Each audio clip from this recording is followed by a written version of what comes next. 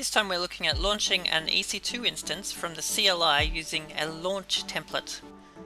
If you'd like to see how the CLI can be installed, please see my other video.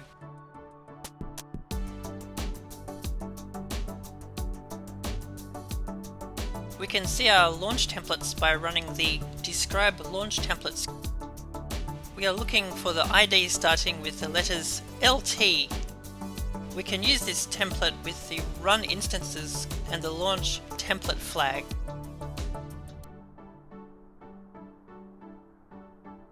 Once we've done that, I'm going to clear the screen and run describe instances and grep for the association line, which contains the instance name and IP. For SSH, we can choose to use the hostname or the IP along with a valid username such as EC2 user. In Linux, we can run SSH with the identity flag, key pair file, and the username and the instance hostname from the previous command. The IP address also works fine. If you trust the host, type in yes. And there we are now remotely logged in to the AWS instance via SSH. We can check that it's working by checking one of the files on the system, such as the release file. I'm going to grep it for the distribution name.